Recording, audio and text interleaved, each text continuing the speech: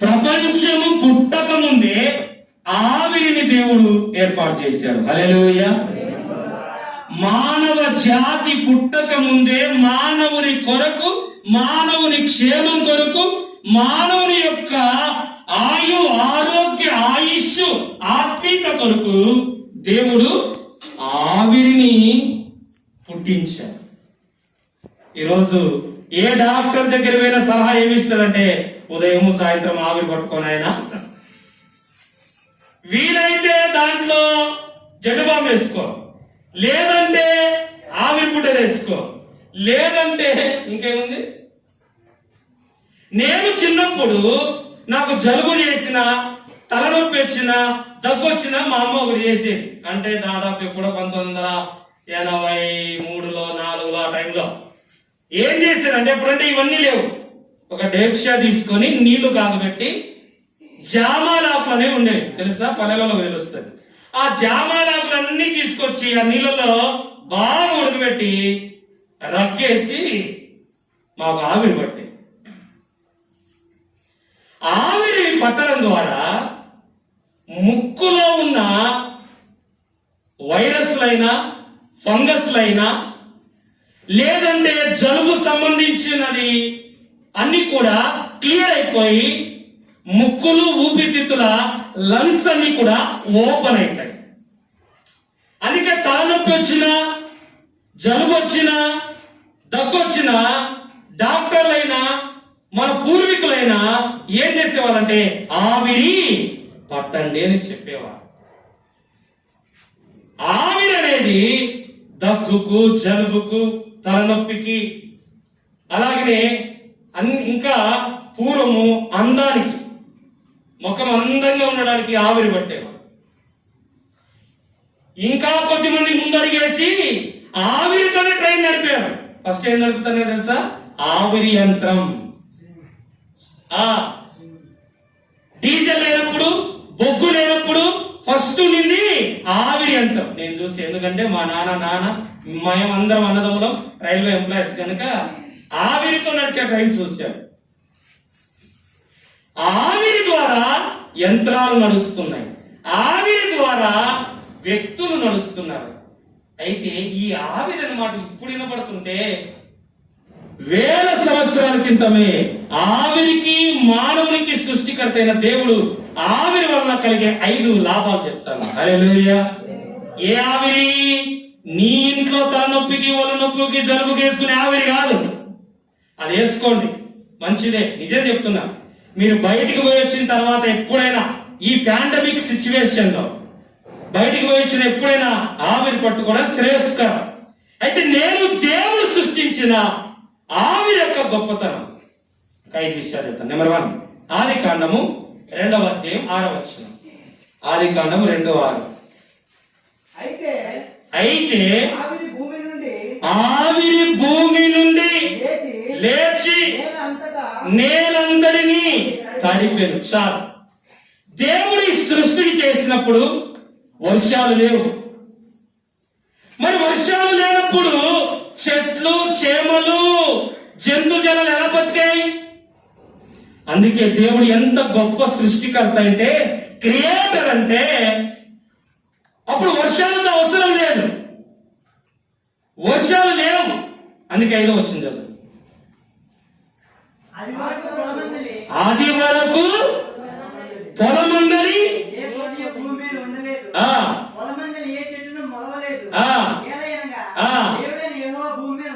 వానను కురిపించా. అలాంటి సిచ్యువేషన్ లో దేవుడు ఏదో తోటనేసాడు.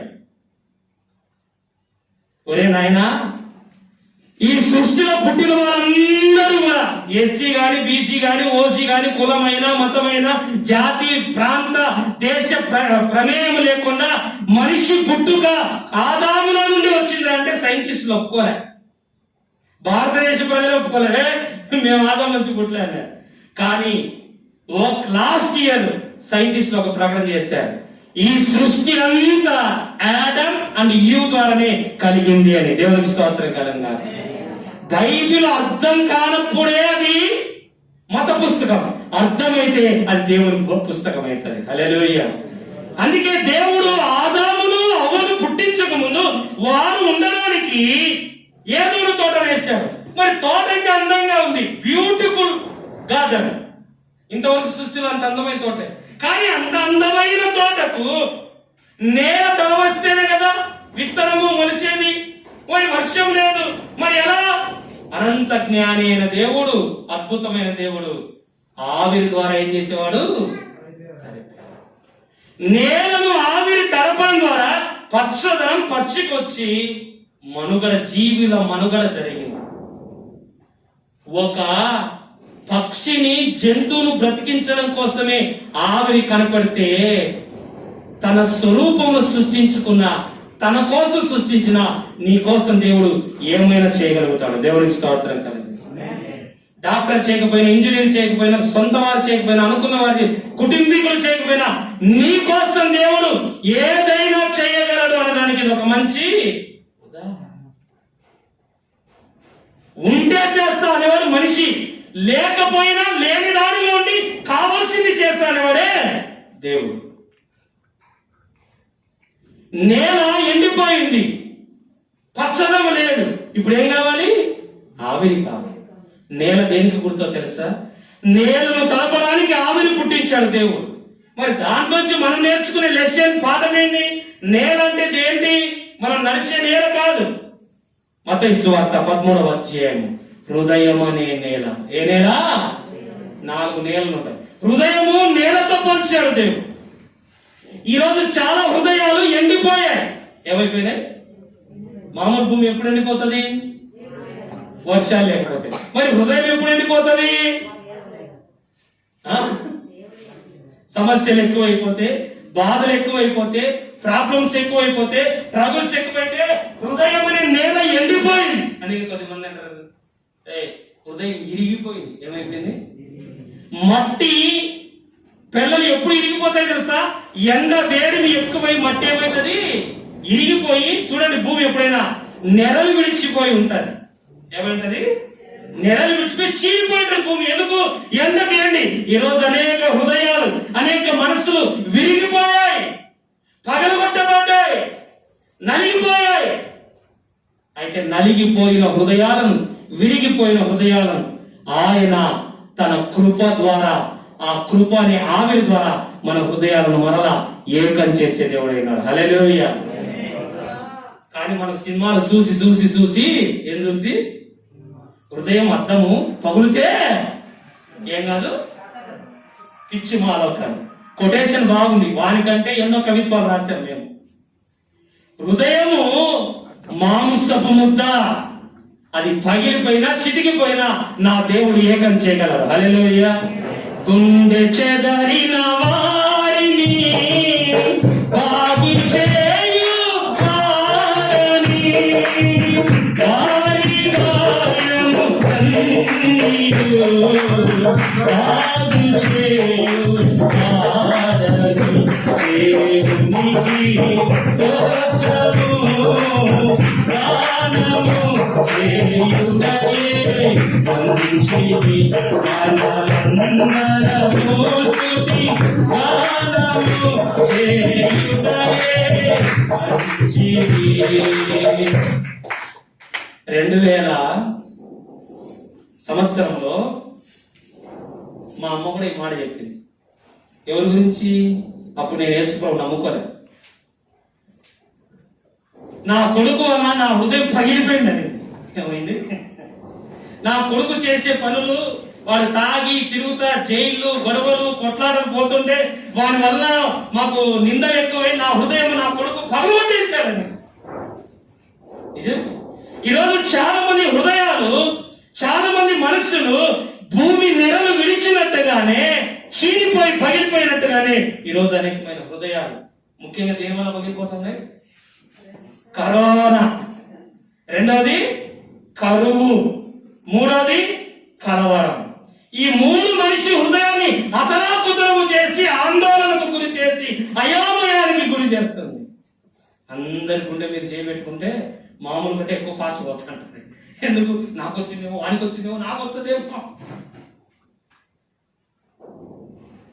వచ్చేది వచ్చది, పోయేది పోతుంది. దేవునికి స్తోత్రం. హల్లెలూయా. దేవుని కృప అంటే బతుకుతాం, దేవుని కృప లేకపోతే పరలోకి వెళ్ళిపోతాం. అన్నిటికంటే బెస్ట్ మెడిసిన్ ఏంటి? నేను పోయిన వారానికి అంతకుముందు వారం చెప్పాను. ఏంటది? ధైర్యం. ఏదది? మనకి 7 రకాల ధైర్యం కావాలని చెప్పాను ఇంతకుముందు. కనుక అది అంతా వస్తుంది. పగిలిన హృదయాలను, పగిలిన కుటుంబాలను, పగిలిన జీవితాలను ఆయన మెత్తన చేసి అతికించే దేవుడై ఉన్నాడు. హల్లెలూయా. అందుకే నేలను తడిపి మెత్తన చేసి పచ్చదనాన్నిచ్చినట్టుగా కరోనా వలన, పనులు లేక, కరువు వలన, కలవరం వలన మన హృదయాలు, మన జీవితాలు, మన కుటుంబాలు ఎండిపోయి మాడిపోతున్న సమయంలో దేవుడు తిరిగి మన బ్రతుకుల కుటుంబాల్లో గ్రీనిష్ లైఫ్ ని ఇవ్వగలడు. హల్లెలూయా.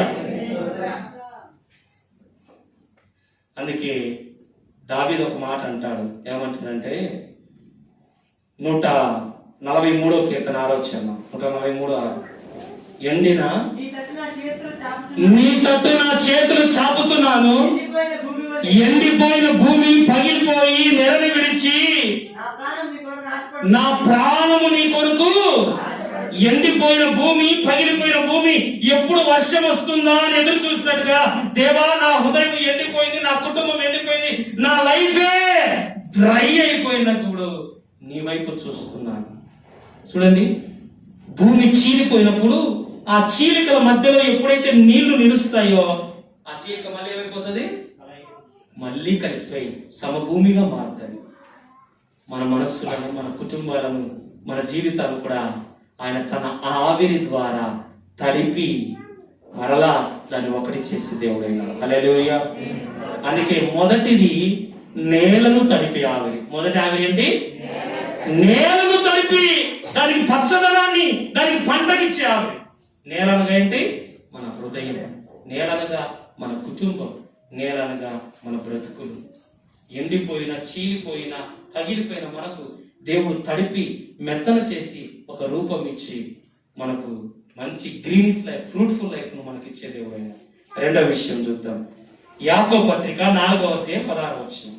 యాకోబు 4:14.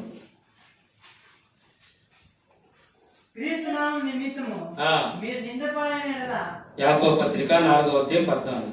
రేపేమి సంభవించునో, రేపేమి జరుగుతుందో మీకు తెలియదు కనుక మీ జీవము, మీ ప్రాణము ఏపాటిది, మీరు కొంతసేపు కనబడి అంతలోనే మాయమైపోయే రెండవ ఆవిరి ఏమిటంట? జీవం అనే ఆవిరి. ఏ ఆవిరి? జీవం అంటే ఇంగ్లీష్ లో ఏమంటారు? లైఫ్. లైఫ్ అంటే బ్రతుకు, ప్రాణం. అందుకని జీవం అనే ఆవిరి. ఏమిటి జీవం అనే ఆవిరి? ఏమిటి? నువ్వే. ఇంతలోనే కనబడి అంతలోనే మాయమంటే ఆవిరి. ఎంతసేపు అనుకుంటాక నిన్న సాయంత్రం ఇద్దరు కూర్చుంటే ధైర్యం ఉన్నా మరి ఈరోజు ఇది పక్కన ఇంటికాడ హాయ్ చెప్పి బాయ్ చెప్పి వచ్చారు. అంతలేకపో.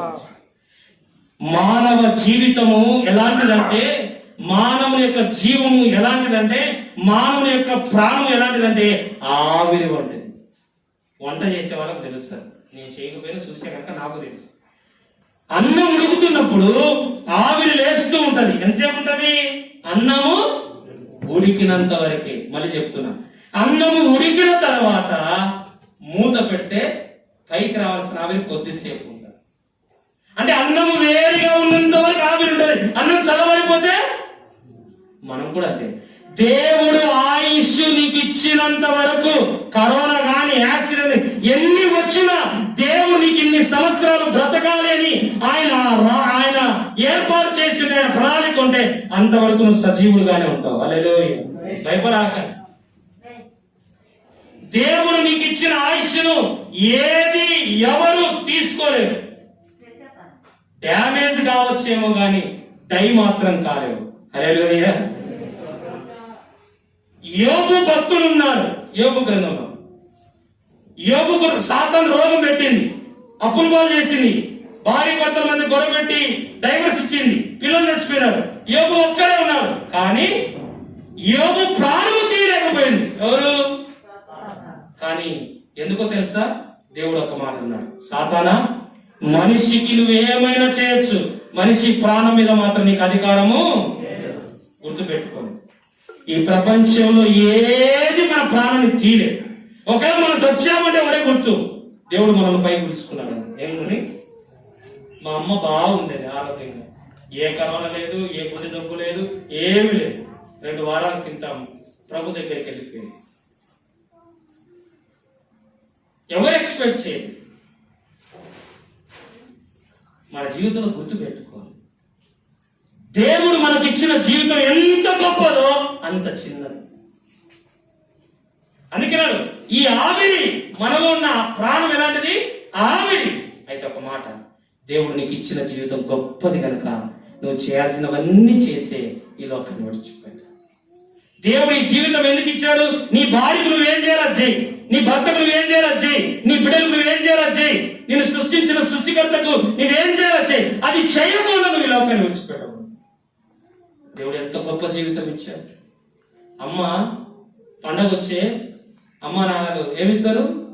బట్టలు ఇస్తారు, డబ్బులు ఇస్తారు, కానీ జీవం ఇస్తారా?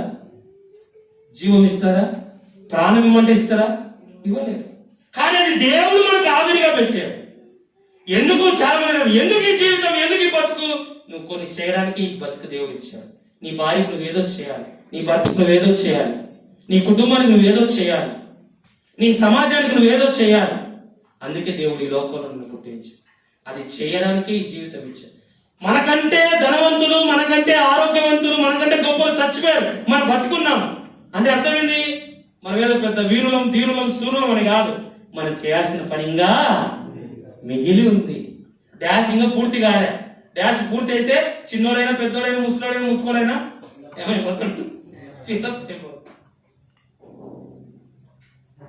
ఇదేనా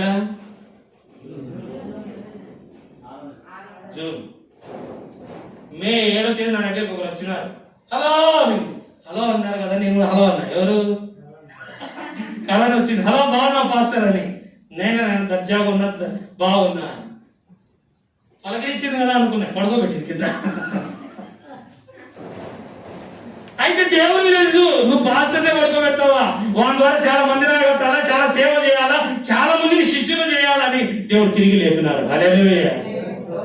మన దేవుని అనుమతి లేకుండా ఏది నీ ప్రాణాన్ని తాకదు. చచ్చిపోతావని భయపడద్దు. డ్యామేజ్ అవుతుందేమో కానీ నువ్వు డై మాత్రం కావు. ఎప్పుడు? దేవుని అనుమతి లేకుండా ఏం కాదు. కనుక మన జీవితము ఆవిరి. ఈ ఆవిరి చల్లబడక ముందే నువ్వు ఎవరికి ఏం చేయాలో వాళ్ళకి అది చేయాలి. యెషయా గ్రంథం 38వ అధ్యాయం 1వ వచనం. దైవజనుడైన ఇచ్చిగా దగ్గరికి వచ్చి అంటున్నాడు, నీ ఇల్లు చక్కబెట్టుకో. కొన్ని ఇంకా చక్కబెట్టలేను, చక్కబెట్టు. వాళ్ళందరికీ ఎవరికి ఏం చేయాలి అవన్నీ చేయాలి. కొరింథీ పత్రికలో, రోమ పత్రికలో ఎవరి రుణములు వారికి తీర్చండి. తల్లి రుణం తీర్చాలి, భార్య రుణం తీర్చాలి, భర్త రుణం తీర్చాలి. ఒక మనిషిగా మనము మన కుటుంబానికి ఏం చేయాలి అది చేయాలి. అందుకే దేవుడు మనల్ని ఆయుష్కు పెట్టాడు. 3వది ఇర్మియా గ్రంథం 51:16. ఇర్మియా 51:16.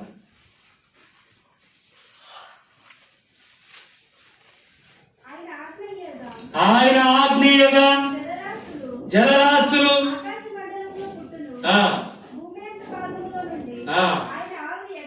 భూమి అంత భాగములో నుండి ఆయన ఆవిరిని ఎక్కజేయను. చాలు. 3వదిగా వర్షాన్ని కురిపించే ఆవిరి. చెప్పండి, ఆవిరి. నా వైపు అసలు వర్షాలు ఎక్కడ కురుస్తాయి చెప్పండి?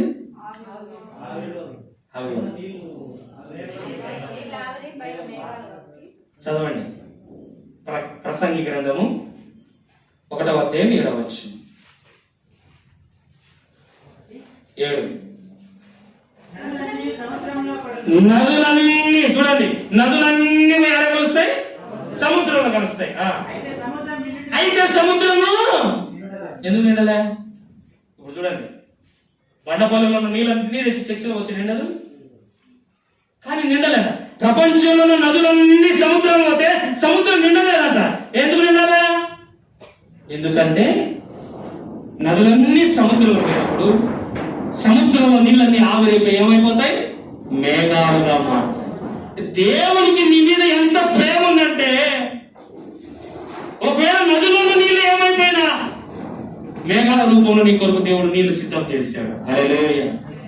నీ తల్లి కొన్ని నీ కొరకు సిద్ధం చేయగలుగుతాయి, నీ కుటుంబం నీకు కొన్ని ప్రిపేర్ చేయగలుగుతాయి. కానీ దేవుడు నువ్వు పుట్టిన తర్వాత, పెరిగినప్పుడు, వివాహమైనప్పుడు నీ కొరకు ఏమేమి కావాలో అన్ని కూడా ముందుగానే సిద్ధం చేసే దేవుడు. హల్లెలూయా. ఎంత మంచి దేవుడు, ఎంత ప్రేమ కలిగిన దేవుడు. నదులన్నీ పోతున్నాయంటే సముద్రం నిండలే. ఎందుకు నిండలే సముద్రం అంటే నాకేం తెలుసు అంటారు. మరి మనం అడిగితే ఇది ఒక 1700 సంవత్సరంలో ఎప్పుడో సైంటిస్ట్ అనుకున్నారు అసలు వర్షం ఎలా పడుతుంది అన్నప్పుడు జవాబు ఎక్కడ తెలిసింది తెలుసా? బైబుల్లో. ఎక్కడ తెలిసింది? ఎట్లంటే ఈ నీళ్ళన్నీ ఎక్కడ పోతున్నాయి? సముద్రంలోకి పోతున్నాయి. సముద్రం నీళ్ళన్నీ ఎక్కడ పోతున్నాయి? మేఘాలుగా మారుతున్నాయి. దీనిని ఏమంటారు? సైక్లింగ్. ఏమంటారు దీన్ని? Water cycling. నీళ్లు సముద్రం అవుతాయి, సముద్రం మేఘలు అవుతాయి, మళ్ళీ మేఘల నుంచి ఎక్కడికి వస్తాయి? అందుకన్నాడు ఆయన భూమి నుంచి ఆవిరిని పుట్టించి ఆయన ఆత్మీయ వర్షము. ప్రపంచంలో ఏమీ లేకపోయినా బ్రతకచ్చు, కానీ నీళ్లు లేకపోతే మనిషి. అందుకే ఎక్కడన్నా ఇల్లు కొనాలన్నా, ఇల్లు కట్టాలన్నా చిన్నక్క ఇడే ఉందే చిత్తూరు రోడ్లో ఇల్లు స్థలం కొనుక్కోవాలా, భాష గారు వచ్చి ప్రారంభం చేయండి.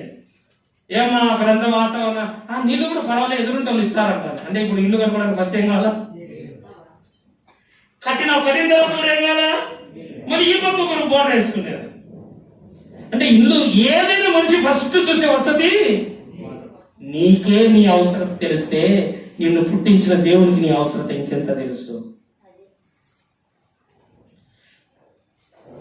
రాడర్ ద్వారా కూడా రాని వర్షాలు దేవుని కృప ద్వారా మనకు వస్తాయి. హల్లెలూయా.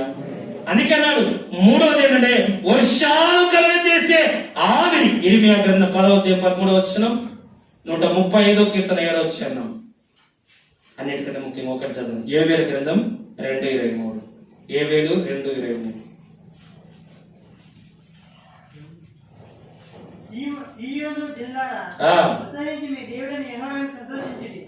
నీతిని బట్టి ఆయన తొలకరి వర్షమును మీకు అనుగ్రహించి ఆయన తొలకరి వర్షమును కుమ్మరిస్తాడు, వాళ్ళను కురిపించి పూర్వము. ఇప్పుడు చూడండి, కరోనా రాకముందు భార్య భర్త కలిసి, పిల్లలు కలిసి, బంధువులు కలిసి పెళ్లి అంటే సందర్శన. ఇప్పుడు పెళ్లి అంటే 2 మంది ఉంటారు.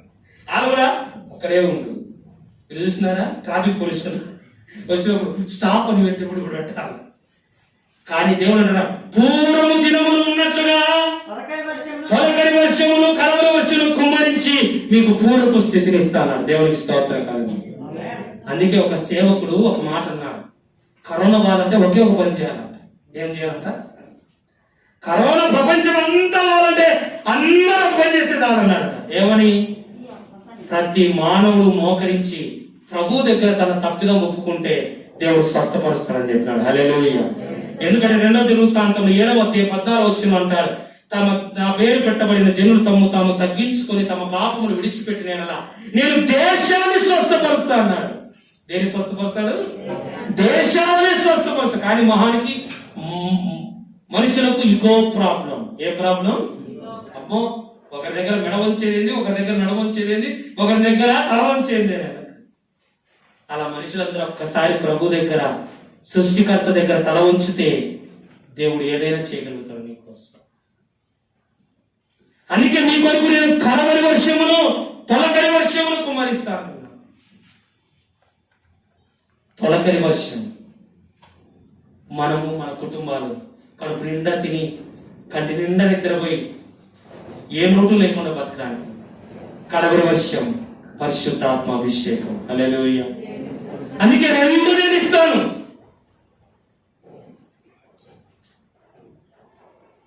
ఏం చేసినా వర్షాలు దేవుని ఆయన ఆజ్ఞాపిస్తే వస్తుందట, వర్షము కురుస్తుందట. మరి వర్షం ఎలా వస్తుందంటే ఆయన ఆవిరి కలిసి దేవుని అనుమతి కావాలి. ఈరోజు మనం తినాలంటే మనకు పంటలు కావాలి, పంట కావాలంటే వర్షాలు కావాలి, వర్షాలు కావాలంటే ఆవిరి కావాలి. మరి ఆవిరి ఎలా వస్తుంది? ఆయన పుట్టిస్తే, ఆయన ఆజ్ఞాపిస్తే నా పిల్లలు బతకాలి. ఎంత గొప్ప దేవుడు, నీ మీద ఎంత ప్రేమ ఉందో చూడండి దేవునికి. ఎవరు చూపని ప్రేమ యేసు చూపిన ప్రేమ, హద్దులు లేని ప్రేమ, అవధులు లేని ప్రేమ, హద్దులు లేని ప్రేమ, అవధులు లేని ప్రేమ, యేసుని ప్రేమ, నా యేసుని ప్రేమ, యేసుని ప్రేమ, నా యేసుని ప్రేమ. దేవుడు మనకు కావలసిన సమస్తాన్ని ఆయన సిద్ధపరుస్తున్నాడు. అందుకే పూర్వపు దినాలను నేను మళ్ళా ఇస్తాను. మళ్ళీ చెప్తున్నాను చూడండి, ఈ సెల్లు వివో వాడు కనిపెట్టినప్పుడు దీనికి సమ్ ఇయర్స్ అని దీనికి ఏం పెడతాడు, ఇది ఇన్ని సంవత్సరాలు పనిచేస్తుందని పెడతాడు వ్యాలిడిటీ. అలాగే ఈ శానిటైజర్ ఏదైనా ప్రతి వస్తువు పుట్టినప్పుడు దానికి పుట్టినరోజు ఏముంటది, ఎక్స్పైరీ డేట్ ఉంటుంది. అలాగే ప్రతి వైరస్ పుట్టినప్పుడే దానికి కూడా ఒక ఎక్స్పైరీ డేట్ పెట్టాడు దేవుడు. హల్లెలూయా. అందుకే పూర్వం నువ్వు సంతోషంగా ఉన్నావు కదా, పూర్వం నీ కుటుంబంతో సంతోషంగా ఆనందంగా పని చేసుకుంటా, సెకండ్ ఇచ్చుకుంటా, హక్ చేసుకుంటా ఉన్నావు కదా. ఇప్పుడు ఉన్నాయండి ఏమీ లేదు. కానీ అంటున్నాడు దేవుడు, తిరిగి ఆ పూర్వపు దినాలను, తిరిగి ఆ తొలిటి దినాలను నేను మరలా నీకు కలగజేస్తాను దేవుడు. హల్లెలూయా. దేవుడు తప్ప ఎవ్వరు కూడా పరిష్కారం ఇవ్వలేదు. నేను కూడా మూర్ఖుడుగా ఉండేవాడు. ఏ దేవుడు తల్లి తండ్రి తినాలా, తాగాల, లైఫ్ ఎంజాయ్ చేయాలి. యాడ దేవుడు ఉన్నాడు, యాడ తల్లిదండ్రులు వాళ్ళు కన్యారు కనుక అన్నం పెట్టి సాకాల, పెళ్లి చేయాలా, ఏదో ఉద్యోగం పేదా, ఈ దేవుడేం దేవుడు అనే మూర్ఖత్వంలో, మొండితనంలో 2000 సంవత్సరాల వరకు నేను కూడా అలాగే ఉన్నాను. చదవాలి, బాగా తినాలా, తిరగాల, లైఫ్ ఎంజాయ్ చేయాలి, చచ్చిన తర్వాత ఎవరంటే పోతాడు ఎవరికేం తెలుసు అనే మూర్ఖవాదంలో ఉండేవాడు. కానీ 2001 సంవత్సరం జూన్ 21న ప్రభు నాతో మాట్లాడేంత వరకు దైవం అంటే ఏంటి, భక్తి అంటే ఏంటి, నీతి అంటే ఏంటో తెలియని మూర్ఖుని హేతువు అడిగేవాడు. నిజమే, ఆయన లేకపోతే దేనికి పరిష్కారం లేదు. పరిష్కారం లేని దానిలో ఇదొకటి. ఏంటది? టీకా వేసుకుంటే రాదు, టీకా వేసుకున్నాకనే నాకు వచ్చింది, టీకా వేసుకున్నాకనే నాకు వచ్చింది. అప్పుడు ఈ సృష్టిలో మానవుడు కనిపెట్టే ప్రతిదీ కూడా తాత్కాలిక ఉపశమనిస్తుంది, కానీ దేవుడు చేసేది మాత్రం శాశ్వత పరిష్కారం అంటారు. హల్లెలూయా. అది మనిషికి దేవునికి తేడా. కానీ మనిషి ఏం చేసిన కింద క్రియేటర్ బై బాబు, బలపం బాబు అంట. ఏ బాబు? అరిగిపోతుంది బలపం, జాగ్రత్త. బలపం రాసి ఏమైంది?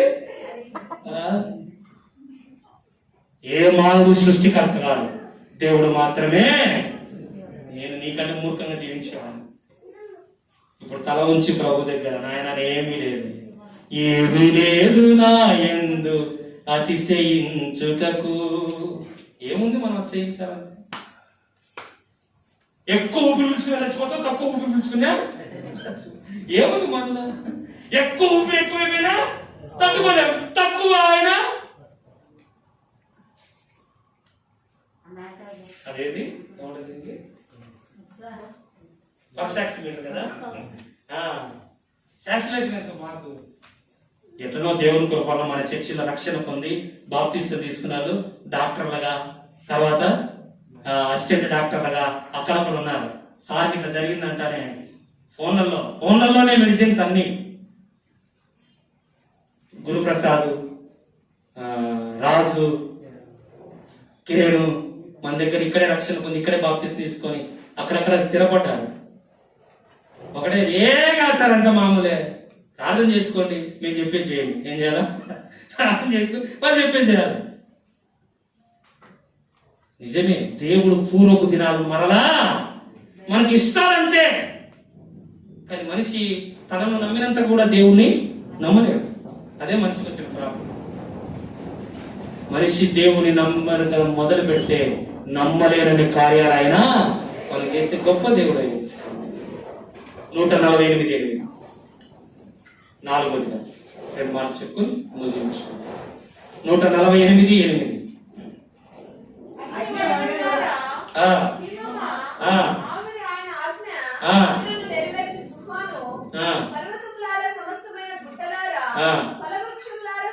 చాలు. ఇంతకు ఆవిరి ఏం చేస్తుంది? ఆవిరి అని చెప్తున్నాడు. ఆవిరి ఏం చేస్తుంది అక్కడ? 148:1 అది ఆవిరి ఏం చేస్తుందంట చెప్తున్నది. ఆవిరి వరగల్లారా యెహోవాను మీరు స్తుతించండి. విచిత్రం చెప్పండిరా, కొండలు, గుట్టలు, చెట్టులు, పాము అన్ని కూడా ఆవిరి కూడా దేవుని ఏం చేస్తుందంట? స్తుతిస్తూ ఉందంట. 4వదిగా ఏ ఆవిరి అంటది? స్తుతించే ఆవిరి. మనమా మనుషులు మాత్రం ముఖస్థుతి చేస్తూ పొగుడుతా ఉంటారు. అన్నా నువ్వే కదా లేకపోయి ఉంటే ఏమైపోయింది? ఇడు కాకపోతే వాడు, ఆడు కాకపోతే ఇడు కాంగ కొట్టకపోతే భయమా? నేనే కొట్టుకుంటా, నేను కొట్టుకుంటే భయమా? ఎవరు? మోసే వచ్చినాడా? మోషే ఉన్నాడు. వాడు కొడతాడు. ఎవరు వస్తారు? మన కాస్తే మన స్థానం దేవుడు ఎవరు పెడతారు. కానీ ఒకటి గుర్తు పెట్టుకోవాలి, మనం దేవుని స్తుతించే వారంగా ఉండాలి. ఎవరిని? మనుష్యులను మనం ఎంత పొగిడినా ఆ పొగడత రాదు, ఏదో ఒక రోజు మనం ముంచేస్తుంది. అందుకే ఒక వ్యక్తి అంటాడు, ఒక సైకాలజిస్ట్, మంచి ఫిలాసఫర్, నీ చుట్టూ అంట పొగిడే వాళ్ళకంటే గద్దించే వాళ్ళు ఎక్కువ ఉండాలంట. ఎవరున్నారంట? పొగిడితే చెడిపోతావు, గద్దిస్తే సరిచేయబడతావు.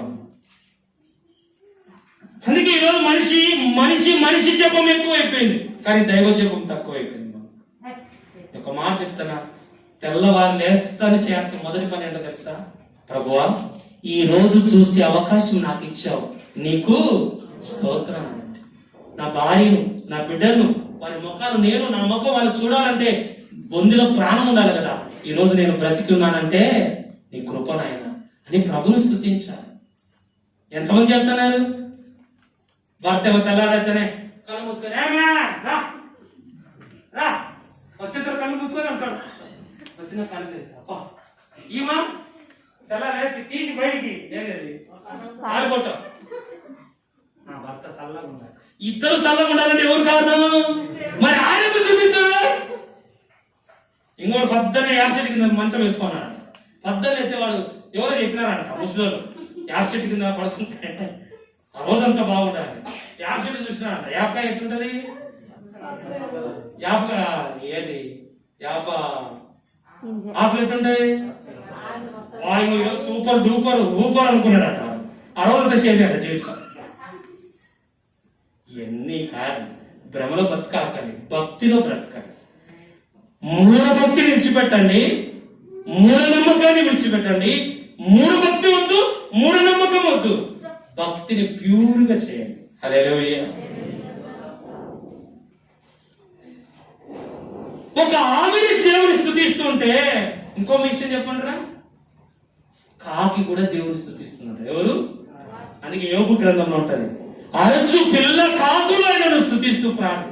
మనమేమంటా పద్దలు లేస్తారు, మా ఇంటి దగ్గర కాకులు నడిచినాకో ఇదే మీ మామ వచ్చినట్టున్నాడే, బంధువులు వచ్చినట్టున్నాడే. దానికి నోరిచ్చిన దేవుడు, ప్రభువా ఈ రోజు నాకు ఎవరు నాయన గింజలు ఎత్తారు, నేను పోతాడా, ఈ రోజు బ్రతికిచ్చావు అని అంటే మామ వచ్చాడు, భార్య వచ్చాది, బంధువులు వచ్చాడు. కాకేసేది మీ వాళ్ళు వచ్చాడని చెప్పడానికి కాదు. ఈ రోజు నేను బ్రతుకున్నానంటే నా సృష్టికర్తే కారణం నీకు చెప్తున్నా, నీకు అర్థం కాదు. తొలుత పక్షి లేచని తన గూటిలో స్తుతి చేసనే, తొలుత పక్షి లేచని తన గూటిలో స్తుతి చేసనే, తండ్రి నీవే దిక్కు నాకని ఆకాశమునకు ఎగిరనే. పక్కనే కాకిలేసి, ప్రభువా ఈ రోజు నేను బ్రతికే అవకాశం ఇచ్చావు, ఇదో పోతాడా ఎవరికి కడుపు నింపుకోవడా గింజల కోసం అని ఏమంటది, తండ్రి దిక్కు నీవే, ఎవరి గింజలు పెట్టావో, నాగేంద్ర ఇంట్లో పెట్టావో, పాస్టర్ ఇంట్లో పెట్టావని, అవి నీ ఇంటి చుట్టూ తిరుగుతుంటే గింజలు ఎచ్చావని, నువ్వేమో తినే చేయితో కూడా తరమవు దాన్ని. ఎందుకు తినే చేతితో ఇటంటే 4 మెతుకులు ఏమన్నా దాన్ని తింటాదేమో అని. అర్థమైందా? అన్ని దేవుని స్తుతిస్తుండగా మనిషి మాత్రం దేవుని స్తుతించు. అన్నం నీ ముందుకు వస్తాను ఏం చెప్పాలి తెలుసా?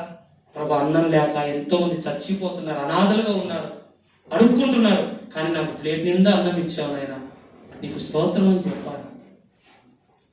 నువ్వు కాళ్ళకు చెప్పులు వేసుకుంటున్నావు, అసలు కాళ్ళే లేనివాడు చెప్పులు వేసుకుంటాడు. కాళ్ళు లేని కుంటోలు ఎంతమంది ఉన్నారు. ఈరోజు నీకు కాళ్ళు ఉన్నాయంటే దానికి కృతజ్ఞత చెప్పాలి దేవునికి. నీకున్న ప్రతి దానిని బట్టి దేవునికి స్తోత్రం చెప్పాలి. ఎందుకంటే అవి లేని వాళ్ళు ఎంతో మంది ఉన్నారు. అవి లేని వాళ్ళు ఎంతో మంది ఉన్నారు. ఈరోజు అదన్నా ఉంది అంటే మనం ఏమంటాం? ఇదే అంటాం. అదే లేదు చాలా మంది. కనుక దేవుని స్తుతించడం నేర్చుకున్నాం. ఆవిరి స్తుతి. ఎందుకు దేవుడు ఆవిరి పుట్టాడో తెలుసా? ఒక ఆవిరి స్తుతిస్తుండగా 119వ కీర్తన 169వ కీర్తన దావీదు అంటాడు, దినమునకు 7 మార్లు నేను దేవుని స్తుతిస్తున్నా. ఎన్నిసార్లు? దినమునకు 7 సార్లు నేను తింటున్నా. మనం ఏమంటాం? దినమునకు ఎన్నిసార్లు? డాక్టర్లు కూడా అంటారు, నీకు అరగలేదనుకో, తినబుద్ధి కాదనుకో, 5 సార్లు 7 సార్లు తిను. నువ్వు కూడా ఒకేసారి ప్రార్థన చేసుకోలేకపోతున్నావు అనుకో, 2 సార్లు 3 సార్లు చేసుకో. అబ్బో అంతకంటే ఏం దినమునకు 7 మార్లు స్తుతిస్తున్నాడంట. ఎవరైతేను ఒక నార్మల్ గొర్రెలు కాసుకునేవాడు, ఇప్పుడు కింగ్ రాజయ్యాడు. దేని బట్టి? యెహోవా నామమును స్తుతిస్తుండగా, ఆయన నామాన్ని గణపరుస్తుండగా, కూర్చున్న లేచిన ఇది నువ్వు ఇచ్చినదేనయ్యా. ఒక కృతజ్ఞత భావం, ఒక థ్యాంక్స్ గివింగ్, ఒక ప్రైజింగ్. ఆ భావం మనలో ఉండాలి.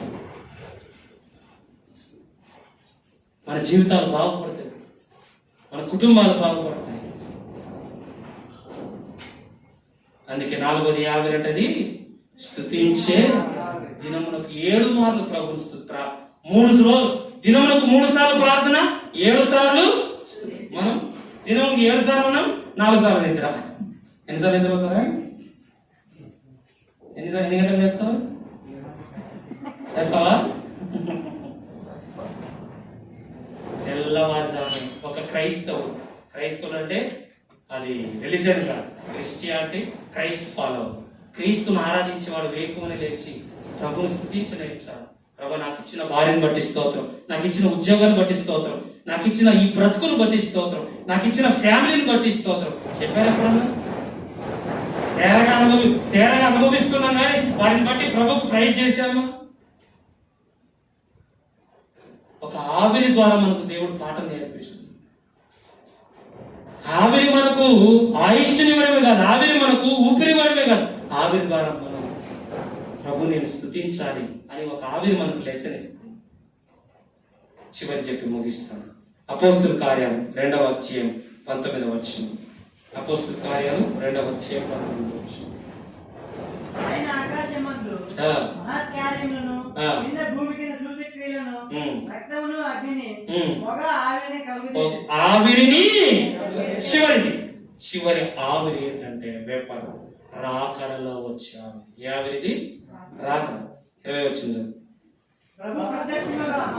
ప్రభు ప్రత్యక్షముగా మహాదినానికి సైన్స్ పెట్టిన పేరేంటో తెలుసా? యుగాంతం. సూర్యుడు చీకటిగాను, చంద్రుడు రక్తవర్ణంగా, మత్తయి సువార్తలో అనేకమైన తెగుళ్ళు వచ్చును. యేసుప్రభు ఎప్పుడు చెప్పారు?